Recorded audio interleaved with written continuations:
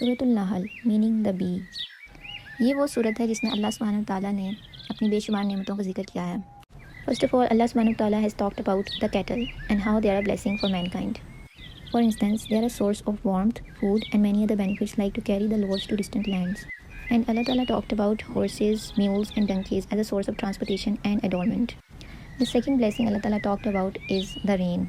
آسمان سے جو پانی برسایا جاتا ہے اس سے مختلف طرح کی نباتات اور پھل اگتے ہیں. For example, olives, dates and grapevines.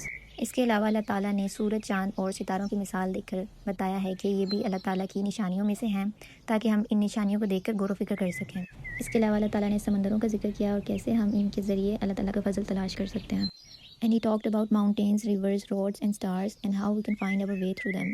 ان نعمتوں کا ذکر کرتے ہوئے اللہ تعالیٰ نے کہا ہے کہ اگر ہم ان نعمتوں کو شمار بھی کرنا چاہیں تو ہم نہیں کر سکیں گے. Then Allah Ta'ala talked about the destruction of disbelievers for rejecting the revelations and the reward for pious as well as the reward of muhajirin who left their land for the sake of Allah subhanahu wa ta'ala. ساتھ ہی ساتھ اللہ تعالیٰ نے یہ بیان کر دیا کہ کائنات کی جتنی بھی مخلوق ہے وہ سب کے سب اللہ تعالیٰ کو ہی سجدہ کرتے ہیں اور سب اللہ تعالیٰ سے ہی ڈرتے ہیں. Because Allah alone is deserving of worship. The most important blessing Allah Ta'ala talked about is of honeybee. In fact, the whole surah is named after it. شہد کی مکھی تو ایک زہریلا جانور ہے مگر اس کے پیٹ میں اللہ تعالیٰ نے مختلف رنگوں کا مشروب رکھا ہے جس میں لوگوں کے لیے شفا ہے. اللہ تعالیٰ نے کافر مومن کی مثال ایک گونگے انسان سے اور ایک تندرست انسان سے دی ہے. گونگا انسان وہ ہے جس کو کسی بھی طرح کی کوئی بھی سمجھ بوجھ نہیں ہے اور کچھ بھی وہ اختیار نہیں رکھتا، جبکہ ایک تندرست انسان خود بھی راہ راست پر ہوتا ہے اور دوسروں کو بھی عدل و اعتدال کی راہ پر چلنے کا حکم دیتا ہے. اسی لیے اللہ تعالیٰ has commanded us to be fair and kind and to fulfill the covenant. اللہ تعالیٰ نے ایک ایسی بستی کا ذکر کیا ہے جو بہت امن و چین سے رہتی تھی اور ہر طرف سے اس کا رزق اسے بافراغت پہنچ رہا تھا مگر وہ اللہ تعالیٰ کی نعمتوں کی ناشکری کرتے رہے.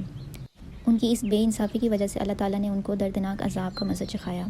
بلا شبہ حضرت ابراہیم علیہ السلام اللہ تعالیٰ کے بہت ہی شکر گزار بندوں میں سے تھے جن کی مثال دیتے ہوئے اللہ تعالیٰ نے ہمیں بھی نصیحت کی ہے کہ ہمیں بھی ہمیشہ شکر ادا کرتے رہنا چاہیے اور حلال اور حرام رزق میں سے ہمیشہ حلال رزق کو ہی چننا چاہیے. اس صورت میں اللہ تعالیٰ نے اپنی جتنی بھی نعمتوں کا ذکر کیا ہے وہ اس لیے بیان کیا ہے تاکہ ہم اللہ تعالیٰ کی نعمتوں کا شکریہ ادا کر سکیں.